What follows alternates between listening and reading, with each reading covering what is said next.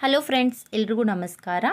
ಇವತ್ತಿನ ವಿಡಿಯೋದಲ್ಲಿ ಯಾವುದೇ ಥರ ಅಕ್ಕಿ ಹಿಟ್ಟು, ಗೋಧಿ ಹಿಟ್ಟು, ಕಡಲೆ ಹಿಟ್ಟು, ಮೈದಾ ಹಿಟ್ಟನ್ನು ಬಳಸ್ತೇನೆ ತುಂಬಾ ಗರಿಗರಿಯಾದ ಕ್ರಿಸ್ಪಿಯಾದ ಟೀ ಟೈಮ್ ಸ್ನ್ಯಾಕ್ಸ್ನ ತುಂಬಾ ಸುಲಭವಾಗಿ ಹೇಗೆ ಮಾಡೋದು ಅಂತ ತೋರಿಸ್ತಾ ಇದ್ದೀನಿ. ತುಂಬಾ ಚೆನ್ನಾಗಿರುತ್ತೆ. ಬನ್ನಿ ಮಾಡೋದು ಹೇಗೆ ಅಂತ ಒಂದ್ಸಲ ನೋಡ್ಕೊಂಬರೋಣ. ಮೊದಲು ಒಂದು ಮಿಕ್ಸಿಂಗ್ ಬೌಲ್ಗೆ ಈ ಕಪ್ನಿಂದ 1.5 ಕಪ್ ಆಗುವಷ್ಟು ನಾನು ಚಿರೋಟಿ ರವೆಯನ್ನು ಹಾಕೊತಾ ಇದ್ದೀನಿ. ಈ ರೀತಿ ಚಿರೋಟಿ ರವೆ ಇದ್ದರೆ ಹಾಗೆ ಡೈರೆಕ್ಟಾಗಿ ಉಪಯೋಗಿಸ್ಕೊಳ್ಳಿ. ಈ ರೀತಿ ಚಿರೋಟಿ ರವೆ ಇಲ್ಲ, ಮೀಡಿಯಮ್ ಸೈಜ್ ರವೆ ಅಥವಾ ದಪ್ಪ ರವೆ ಇದೆ ಅನ್ನೋದಾದರೆ ಅದನ್ನೊಂದು ಸ್ವಲ್ಪ ಮಿಕ್ಸಿ ಜಾರ್ನಲ್ಲಿ ಹಾಕಿ ಸ್ಮೂತಾಗಿ ಗ್ರೈಂಡ್ ಮಾಡಿ ಉಪಯೋಗಿಸ್ಕೊಳ್ಳಿ. ಆಗ ಅದರಿಂದ ಕೂಡ ಇದೇ ರೀತಿ ಸಣ್ಣ ರವೆ ನಮಗೆ ರೆಡಿ ಆಗುತ್ತೆ. ರವೆ ದಪ್ಪ ಇದ್ದರೆ ಅಷ್ಟು ಚೆನ್ನಾಗಾಗೋದಿಲ್ಲ. ಹಾಗಾಗಿ ಈ ರೀತಿ ಸ್ವಲ್ಪ ಸಣ್ಣಕ್ಕಿರುವಂಥ ರವೆನ ಉಪಯೋಗಿಸಿದ್ರೆ ಈ ಸ್ನ್ಯಾಕ್ಸು ತುಂಬಾ ಚೆನ್ನಾಗಿ ಬರುತ್ತೆ. ನಾನು 1.5 ಕಪ್ ಆಗೋಷ್ಟು ರವೆ ತೊಗೊಂಡಿದ್ದೀನಿ. ನಿಮ್ಗೆ ಎಷ್ಟು ಬೇಕಷ್ಟು ಉಪಯೋಗಿಸ್ಕೋಬೋದು. ಆಮೇಲೆ ಇದಕ್ಕೆ ರುಚಿಗೆ ಎಷ್ಟು ಬೇಕಷ್ಟು ಉಪ್ಪು, 1 ಸ್ಪೂನಷ್ಟು ಜೀರಿಗೆ ಪುಡಿ ಹಾಕೊತಾ ಇದ್ದೀನಿ. ಇದ್ರ ಜೊತೆಗೇ ಒಂದು 3 ಸ್ಪೂನ್ ಆಗುವಷ್ಟು ತುಪ್ಪ ಹಾಕೊತಾ ಇದ್ದೀನಿ. ನಿಮಗೆ ತುಪ್ಪ ಇಷ್ಟ ಇದ್ದರೆ ಹಾಕೋಬೋದು, ಇರಲಿಲ್ಲ ಅಂದರೆ ಎಣ್ಣೆ ಕೂಡ ಹಾಕೋಬೋದು, ನಡೆಯುತ್ತೆ. ಈಗ ಎಲ್ಲವನ್ನು ಒಂದು ಸಲ ನೀಟಾಗಿ ಕಲಿಸ್ಕೊಳ್ಳೋಣ.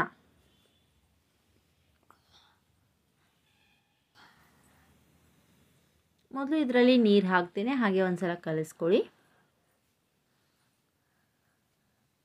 ಈ ರೀತಿ ನೀಟಾಗಿ ಮಿಕ್ಸ್ ಮಾಡಿದ್ಮೇಲೆ ಈಗ ಇದಕ್ಕೆ ಸ್ವಲ್ಪ ನೀರು ಹಾಕಿ ಕಲಿಸ್ತಾ ಹೋಗೋಣ.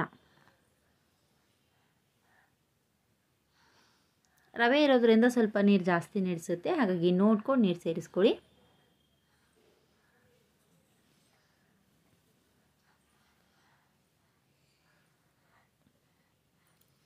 ಸ್ವಲ್ಪ ನೀರು ಹಾಕಿ ಹಿಟ್ಟನ್ನು ಸ್ವಲ್ಪ ಗಟ್ಟಿಯಾಗಿಯೇ ಕಲಸಿಟ್ಕೋಬೇಕು.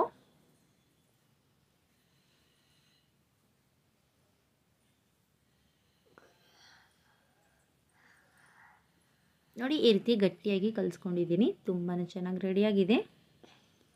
ಈಗ ಮೇಲ್ಮುಚ್ಚಿ ಒಂದು 10 ನಿಮಿಷದವರೆಗೂ ನೆನೆಲಿಕ್ಕೆ ಬಿಡೋಣ. ನೋಡಿ, 10 ನಿಮಿಷದವರೆಗೂ ನೆನೆಸ್ಲಿಕ್ಕೆ ಇಟ್ಟಿದ್ದೆ. ನೋಡಿ, ತುಂಬ ಚೆನ್ನಾಗಿ ರೆಡಿಯಾಗಿದೆ. ಈಗ ಒಂದು ಸಲ ಮತ್ತೊಮ್ಮೆ ಈ ರೀತಿ ನಾದ್ಕೊಡೋಣ. ರವೆ ಇರೋದ್ರಿಂದ ನೆನೆದ ಮೇಲೆ ಇನ್ನೂ ಸ್ವಲ್ಪ ಗಟ್ಟಿ ಆಗುತ್ತೆ. ಹಿಟ್ಟು ಗಟ್ಟಿ ಇರೋದ್ರಿಂದ ಸ್ನ್ಯಾಕ್ಸು ಕೂಡ ತುಂಬ ಕ್ರಿಸ್ಪಿಯಾಗಿ ಬರುತ್ತೆ ಮತ್ತು ಲಟ್ಟಿಸ್ಬೇಕಾದ್ರೂ ಕೂಡ ಕೆಳಗಡೆ ಎಲ್ಲೂ ಅಂಟ್ಕೊಳ್ಳೋದಿಲ್ಲ. ಹಾಗಾಗಿ ಹಿಟ್ಟನ್ನು ಸಾಫ್ಟಾಗಿ ಕಲಿಸ್ಕೊಬೇಡ್ರಿ, ಈ ರೀತಿ ಗಟ್ಟಿಯಾಗಿಯೇ ಕಲಸಿ ರೆಡಿ ಮಾಡ್ಕೊಳ್ಳಿ. ನೋಡಿ, ಹಿಟ್ಟು ಚೆನ್ನಾಗಿ ರೆಡಿಯಾಗಿದೆ. ಈಗ ಇದರಲ್ಲಿ ಸ್ವಲ್ಪ ಹಿಟ್ಟನ್ನು ತೊಗೊಂಡು ಒಂದು ಉಂಡೆ ಮಾಡ್ಕೊತಾ ಇದ್ದೀನಿ. ಈಗ ಇದನ್ನು ಲಟ್ಟಿಸ್ಕೊಳ್ಳೋಣ.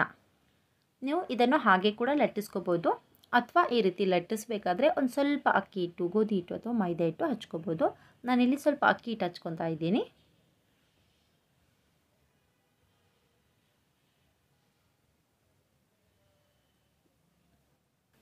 ಚಪಾತಿ ಥರ ಸ್ವಲ್ಪ ದೊಡ್ಡದಾಗಿ ಲಟ್ಟಿಸ್ಕೊಳ್ಳೋಣ. ತುಂಬ ತೆಳ್ಳಗಿರಬಾರ್ದು, ಸ್ವಲ್ಪ ದಪ್ಪಗಿರಬೇಕು.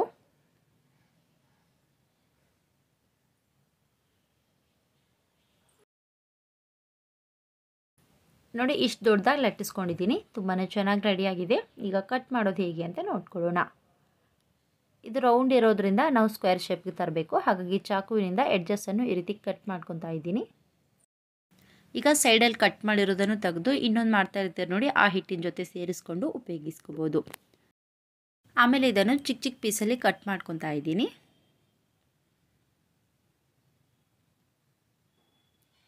ಈಗ ಒಂದೊಂದಾಗಿ ಎಲೆಗಳನ್ನು ಸಪ್ರೇಟಾಗಿ ತೊಗೊಂಡು ಇದನ್ನು ಟ್ರಯಾಂಗಲ್ ಶೇಪಲ್ಲಿ ಕಟ್ ಮಾಡ್ಕೊತಾ ಇದ್ದೀನಿ.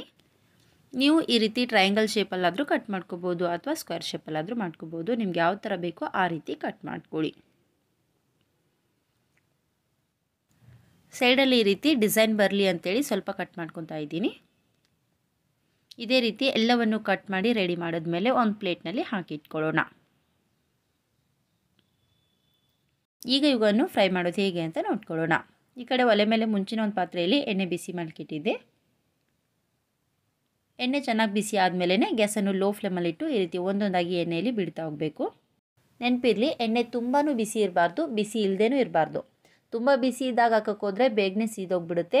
ಬಿಸಿ ಇಲ್ಲದೆ ಇರುವಾಗ ಹಾಕಿದ್ರೆ ಅಷ್ಟು ನೀಟಾಗಿ ಫ್ರೈ ಆಗೋದಿಲ್ಲ ಮತ್ತು ತುಂಬಾ ಎಣ್ಣೆ ಕುಡಿಯುತ್ತೆ. ಹಾಗಾಗಿ ಸ್ವಲ್ಪ ಎಣ್ಣೆ ಬಿಸಿ ಮಾಡಿದ್ಮೇಲೆ ಇಮಿಡಿಯೇಟಾಗಿ ಗ್ಯಾಸನ್ನು ಲೋ ಫ್ಲೇಮಲ್ಲಿಟ್ಟು ಈ ರೀತಿ ಒಂದೊಂದಾಗಿ ಎಣ್ಣೆಯಲ್ಲಿ ಬಿಡ್ತಾ ಹೋಗ್ರಿ. ಎಣ್ಣೆಗೆ ಎಷ್ಟು ಬೇಕೋ ಅಷ್ಟು ಹಾಕಿದ್ಮೇಲೆ ಗ್ಯಾಸನ್ನು ಮೀಡಿಯಮ್ ಫ್ಲೇಮಲ್ಲಿಟ್ಟು ಸ್ವಲ್ಪ ಕ್ರಿಸ್ಪಿ ಆಗೋವರೆಗೂ, ಕಲರ್ ಚೇಂಜ್ ಆಗೋವರೆಗೂ ನೀಟಾಗಿ ಫ್ರೈ ಮಾಡ್ಕೊಳ್ಳಿ. ಆದಷ್ಟು ಬೇಗನೆ ಫ್ರೈ ಆಗುತ್ತೆ, ಜಾಸ್ತಿ ಟೈಮೇನು ಬೇಕಾಗೋದಿಲ್ಲ. ಆದರೆ ಎಣ್ಣೆಯಲ್ಲಿ ಹಾಕಬೇಕಾದ್ರೆ ಮಾತ್ರ ಒಂದು ಸ್ವಲ್ಪ ಟೈಮ್ ಹಿಡಿಯುತ್ತೆ. ಇಬ್ಬರಿದ್ದರೆ ಆದಷ್ಟು ಬೇಗನೆ ಒಂದಾದ್ಮೇಲೆ ಒಂದಂದರೆ ಹಾಕ್ತಾ ಹೋಗ್ಬೋದು ನೀವು. ತೆಳ್ಳಗಿರೋದ್ರಿಂದ ಚೆನ್ನಾಗಿ ಉಬ್ಬಿ ಬರುತ್ತೆ ಮತ್ತು ಆದಷ್ಟು ಬೇಗನೆ ಫ್ರೈ ಆಗುತ್ತೆ. ನೋಡಿ ತುಂಬಾ ಚೆನ್ನಾಗಿ ಫ್ರೈ ಆಗಿವೆ, ಕಾಣಿಸ್ತಾ ಇರ್ಬೋದು ನಿಮಗಿಲ್ಲಿ.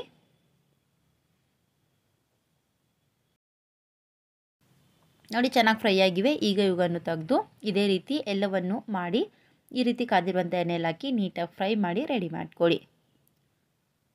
ಈಗ ಇವುಗಳನ್ನು ಒಂದು ಬೌಲಲ್ಲಿ ಹಾಕ್ಕೊತಾ ಇದ್ದೀನಿ. ಇವುಗಳನ್ನು ಈ ರೀತಿ ಫ್ರೈ ಮಾಡಿದ್ಮೇಲೆ ಅಂದರೆ ಎಣ್ಣೆಯಿಂದ ತೆಗೆದ ಕೂಡಲೇ ಇಮಿಡಿಯೇಟಾಗಿ ಇದಕ್ಕೆ ನಾವು ಏನು ಬೇಕೋ ಅದು ಸೇರಿಸ್ಕೋಬೇಕು. ನಾನಿಲ್ಲಿ ಖಾರಕ್ಕೆ ಒಂದು ಅರ್ಧ ಸ್ಪೂನಷ್ಟು ಅಚ್ಚ ಖಾರದ ಪುಡಿ ಹಾಕ್ಕೊತಾ ಇದ್ದೀನಿ. ನಿಮ್ಮ ಖಾರಕ್ಕೆ ಎಷ್ಟು ಬೇಕೋ ಅಷ್ಟು ನೋಡ್ಕೊಂಡು ಸೇರಿಸ್ಕೊಳ್ಳಿ. ಇದ್ರ ಜೊತೆಗೆ ಒಂದು 1/4 ಸ್ಪೂನಷ್ಟು ಗರಂ ಮಸಾಲ ಪೌಡ್ರನ್ನು ಕೂಡ ಹಾಕ್ಕೊತಾ ಇದ್ದೀನಿ. ಈಗ ಎಲ್ಲವನ್ನು ಒಂದ್ಸಲ ನೀಟಾಗಿ ಕಲಿಸ್ಕೊಳ್ಳೋಣ. ನಾನು ಮುಂಚೆ ಹಿಟ್ಟಿನಲ್ಲೇ ಉಪ್ಪು ಹಾಕಿರೋದ್ರಿಂದ ಈ ಟೈಮಲ್ಲಿ ಸೇರಿಸಿಲ್ಲ. ನೀವು ಬೇಕಂದರೆ ಈ ಟೈಮಲ್ಲಿ ಸ್ವಲ್ಪ ಹಾಕಿ ಕಲಿಸ್ಕೋಬೋದು. ಮಿಕ್ಸ್ ಮಾಡಲಿಲ್ಲ ಅಂದರೆ ಈ ರೀತಿ ಒಂದು ಸಲ ಟಾಸ್ ಮಾಡ್ಕೊಳ್ಳಿ, ಆದಷ್ಟು ಬೇಗನೆ ಮಿಕ್ಸ್ ಆಗುತ್ತೆ. ಆಮೇಲೆ ಇವುಗಳನ್ನು ಸರ್ವ್ ಮಾಡಿದ್ರೆ ತುಂಬಾ ರುಚಿಕರವಾದ ಗರ್ಗರಿಯಾದ ಕ್ರಿಸ್ಪಿಯಾದ ಟೀ ಟೈಮ್ ಸ್ನ್ಯಾಕ್ಸ್ ಸವಿಯಲು ಸಿದ್ಧವಾಗಿರುತ್ತೆ. ನಿಮಗೆ ಈ ರೀತಿ ಖಾರ ಬೇಕಂದರೆ ಈ ರೀತಿ ಮಾಡ್ಕೊಳ್ಳಿ, ಇಲ್ಲ ಅಂದರೆ ಇನ್ನೊಂದು ರೀತಿ ಕೂಡ ತೋರಿಸ್ತೀನಿ.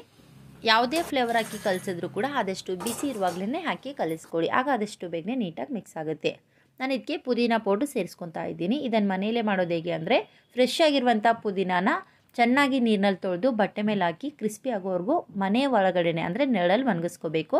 ನೀಟಾಗಿ ಒಣಗಿದ ಮೇಲೆ ಮಿಕ್ಸಿಯಲ್ಲಿ ಸ್ಮೂತಾಗಿ ಗ್ರೈಂಡ್ ಮಾಡಿ ಸ್ಟ್ರೈನರ್ನಲ್ಲಿ ನೀಟಾಗಿ ಸೋಸಿದ್ರೆ ಈ ರೀತಿ ಪೌಡ್ರ್ ರೆಡಿ ಆಗುತ್ತೆ. ಆಮೇಲೆ ನಿಮ್ಗೆ ಎಷ್ಟು ಬೇಕೋ ಅಷ್ಟನ್ನು ಹಾಕಿ ಆಮೇಲೆ ಇದಕ್ಕೆ ಒಂದು ಸ್ವಲ್ಪ ಚಾಟ್ ಮಸಾಲ ಪೌಡ್ರನ್ನು ಹಾಕಿ ನೀಟಾಗಿ ಕಲಿಸ್ಕೊಂಡ್ರೆ ತುಂಬಾ ರುಚಿಕರವಾದ ಗರ್ಗರಿಯಾದಂಥ ಸ್ನ್ಯಾಕ್ಸ್ ಮನೆಯಲ್ಲೇ ಸವಿಯಲು ಸಿದ್ಧವಾಗಿರುತ್ತೆ. ನೋಡಲಿಕ್ಕೂ ಕಲರ್ಫುಲ್ ಆಗಿರುತ್ತೆ, ತಿನ್ನಲಿಕ್ಕೂ ಕೂಡ ತುಂಬಾ ರುಚಿಯಾಗಿರುತ್ತೆ. ಈ ರೀತಿ ಆದರೂ ಕೂಡ ನೀವು ಮಾಡ್ಕೋಬೋದು. ನಿಮ್ಗೆ ಯಾವ ಥರ ಬೇಕೋ ಆ ರೀತಿ ಮಾಡ್ಕೊಳ್ಳಿ. ಎರಡು ಥರದ ಟೇಸ್ಟು ನಿಜವಾಗ್ಲೂ ತುಂಬಾ ಚೆನ್ನಾಗಿತ್ತು. ಫ್ರೆಶ್ ಆಗಿರುವಂಥ ಪುದೀನ ಪೌಡ್ರನ್ನು ಉಪಯೋಗಿಸಿರೋದ್ರಿಂದ ಟೇಸ್ಟು ನಿಜವಾಗ್ಲೂ ತುಂಬ ಚೆನ್ನಾಗಿರುತ್ತೆ. ಒಂದು ಸಲ ಟ್ರೈ ಮಾಡಿ ನೋಡಿರಿ. ನೋಡಿದ್ರಲ್ವಾ ಫ್ರೆಂಡ್ಸ್, ಚಿರೋಟಿ ರವೆಯಿಂದ ತುಂಬಾ ಗರಿಗರಿಯಾದ ಕ್ರಿಸ್ಪಿಯಾದ ಟೀ ಟೈಮ್ ಸ್ನ್ಯಾಕ್ಸ್ನ ಇನ್ಸ್ಟೆಂಟಾಗಿ ಹೇಗೆ ಮಾಡೋದು ಅಂತ. ಈ ರೆಸಿಪಿ ಇಷ್ಟ ಆದರೆ ಪ್ಲೀಸ್ ಲೈಕ್ ಮಾಡಿ, ಫ್ರೆಂಡ್ಸ್ ಮತ್ತು ಫ್ಯಾಮಿಲಿ ಜೊತೆ ಶೇರ್ ಮಾಡಿ ಮತ್ತು ಹೇಗಾಗಿದೆ ಅಂತ ನಿಮ್ಮ ಅನಿಸಿಕೆಗಳನ್ನು ತಪ್ಪದೆ ಕೆಳಗಡೆ ಕಮೆಂಟ್ಸ್ ಮಾಡಿ ತಿಳಿಸಿ. Thank you.